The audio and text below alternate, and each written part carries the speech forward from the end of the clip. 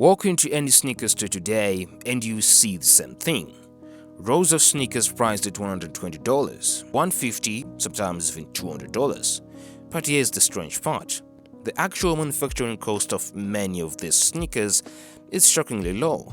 In some cases, industry estimates suggest the production cost can be as little as $5 to $20 per pair. So the obvious question is, where does the rest of the money go?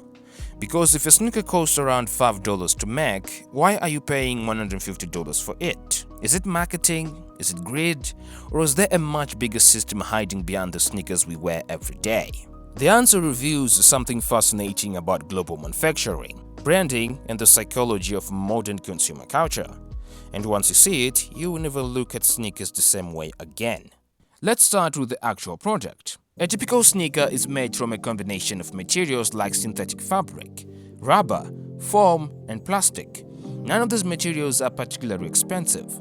For example, the rubber used for the outsole might cost around $1. The foam midsole might cost another $1 or $2. Then there are smaller costs like glue, stitching, packaging, and assembly.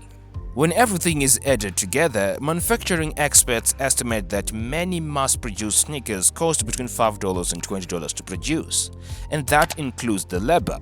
Which brings us to the next question. If the materials are cheap and the labor is cheap, why are sneakers made so far away from where they are sold? Most major sneaker brands don't actually manufacture their own shoes.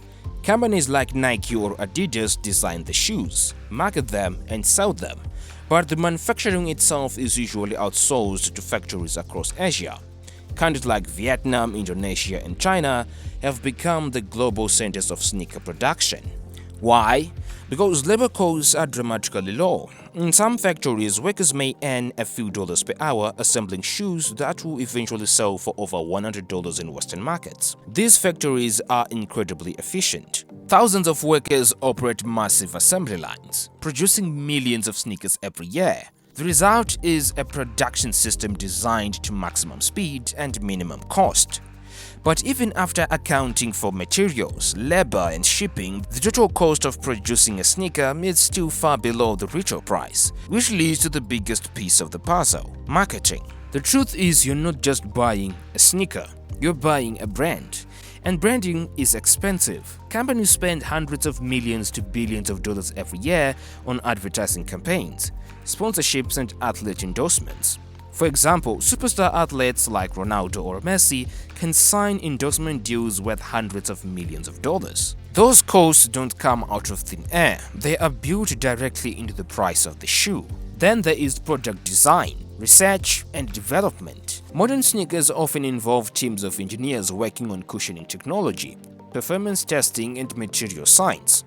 Even retail stores add to the cost. Rent, employees, logistics, transportation, and distribution all increase the final price. By the time a sneaker reaches a store shelf, the original $5 to $20 production cost has been multiplied many times over. But there is another factor that may be even more powerful than marketing: hype. In the sneaker world, scarcity is everything. Brands frequently release limited edition shoes in small quantities. Sometimes only tens of thousands of pairs are produced worldwide. Fines line up outside stores overnight, websites often crash during online launches, and within minutes the sneakers sell out. You might ask why?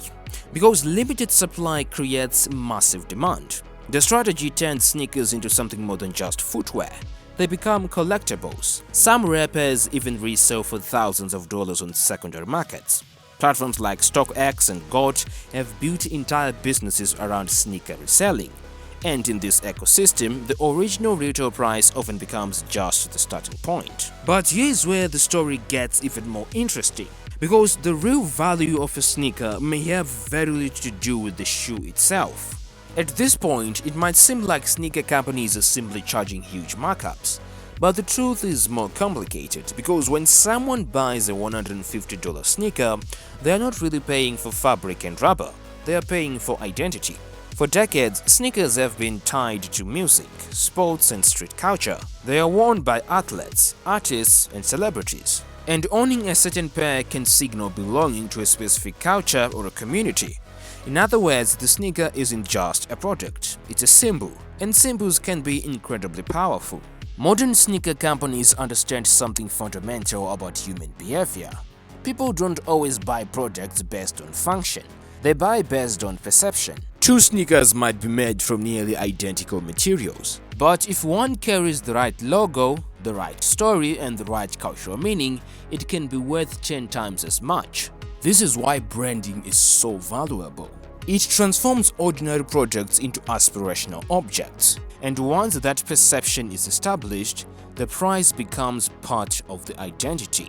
In some cases, a higher price can actually make a product more desirable, because in the world of fashion and status, price itself can signal exclusivity.